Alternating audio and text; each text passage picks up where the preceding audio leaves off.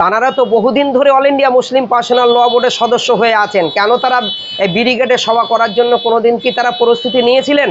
কোনোদিন পশ্চিমবঙ্গের মানুষকে অল ইন্ডিয়া মুসলিম পার্সোনাল ল ব্যানারে তারা ডেকেছিলেন, কোনো মিটিং ডেকেছিলেন, আমাদের ডেকেছিলেন? এরকম তো আমার জানা নেই ডেকেছিল বলে। তারা তাদের সংগঠন নিয়ে ব্যস্ত, তারা তাদের কর্ম নিয়ে ব্যস্ত। ইনি যে মুসলিম পার্সোনাল ল বোর্ডের সদস্য হয়েছেন, ইনি চেষ্টা করেছিলেন ব্রিগেড একটা সভা করার জন্য। এনাদের বিরুদ্ধে আপনার ব্রিগেডের যে আর্মিরা, যারা কেন্দ্র সরকারের যারা দায়িত্বে আছেন আর্মি, তারা হাইকোর্টে আপিল করেছেন। সে আপিল করার জন্য হাইকোর্টে স্থগিত করে দিয়েছে। এখন কেস চলছে। কেসের যখন ফাইসলা হবে, আমরা যখন রায় পাবো, তখন ব্রিগেডের সভা হবে। এর জন্য তার কি দোষ আর তার উপরে কটূক্তি করা হচ্ছে কেন?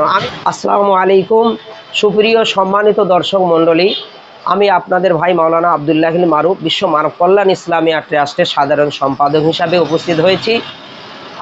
বেশ কয়েক দিন ধরে সোশ্যাল মিডিয়ার মাধ্যমে, ইউটিউবের মাধ্যমে দুজন বক্তার বক্তব্য শুনলাম। তাঁরা বলছেন যে অল ইন্ডিয়া মুসলিম পার্সোনাল ল বোর্ডের যে সদস্য মাওলানা কামরুজ্জামান সাহেব যে ব্রিগেড সভাটা তিনি ডেকেছিলেন, এই সভাটা না হওয়ার কারণে, না হওয়ার দরুন তাকে দোষারোপ করছেন এবং তার উপরে কটাক্ষ করছেন এবং তাকে কটূক্তি করছেন। আমি বলতে চাই সেই সমস্ত শুভবুদ্ধি সম্পন্ন মানুষকে যে এটা কামরুজ্জামান সাহেবের কোনো ভুল নেই, ভুল তার মধ্যে আমরা পাইনি। কেন প্রথম থেকে আমি ওনার সঙ্গে বহু মিটিংয়ে ছিলাম, কারণ একটা মিটিংয়ে সকলে একসঙ্গে হাজির হতে পারে না। অনেকেই বলছেন যে একে ডাকিনি, ওকে ডাকিনি, তাকে ডাকিনি, একে বলেনি, ওকে বলেনি, তাকে বলেনি, কিন্তু উনি সবাইকে বলেছিলেন। তো তারা যদি না আসে, তারা যদি জেনেও না জানার ভান করে থাকে, তো ওনার তো দোষ নয়। তারা তো বহুদিন ধরে অল ইন্ডিয়া মুসলিম পার্সোনাল ল বোর্ডের সদস্য হয়ে আছেন। কেন তারা এই ব্রিগেডে সভা করার জন্য কোনোদিন কি তারা প্রস্তুতি নিয়েছিলেন? কোনোদিন পশ্চিমবঙ্গের মানুষকে অল ইন্ডিয়া মুসলিম পার্সোনাল ল ব্যানারে তারা ডেকেছিলেন, কোনো মিটিং ডেকেছিলেন, আমাদের ডেকেছিলেন? এরকম তো আমার জানা নেই ডেকেছিল বলে। তারা তাদের সংগঠন নিয়ে ব্যস্ত, তারা তাদের কর্ম নিয়ে ব্যস্ত। ইনি যে মুসলিম পার্সোনাল ল বোর্ডের সদস্য হয়েছেন, ইনি চেষ্টা করেছিলেন ব্রিগেড একটা সভা করার জন্য। এনাদের বিরুদ্ধে আপনার ব্রিগেডের যে আর্মিরা, যারা কেন্দ্র সরকারের যারা দায়িত্বে আছেন আর্মি, তারা হাইকোর্টে আপিল করেছেন। সে আপিল করার জন্য হাইকোর্টে স্থগিত করে দিয়েছে। এখন কেস চলছে। কেসের যখন ফাইসলা হবে, আমরা যখন রায় পাবো, তখন ব্রিগেডের সভা হবে।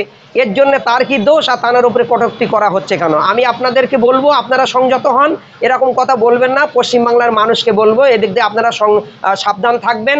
এরা কোনোদিন কোনো ব্রিগেডে, কোনো রানী রাসমণি রোডে বলুন, কোনো আপনার কলকাতায় বলুন, কোনোদিন কোনো সভা করেনি, কারোর ডাকেনি, কারোর ডাকে না। এরা এদের মতন করে চলাফেরা করে, এরা এদের মতন করে চিন্তায় চলে।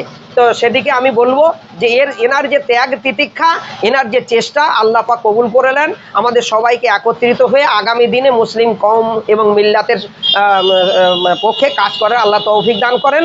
এই পর্যন্ত বলে সংক্ষেপ করলাম। আসসালামু আলাইকুম ওয়া রাহমাতুল্লাহি ওয়া বারাকাতুহু। সকলে দোয়া করবেন।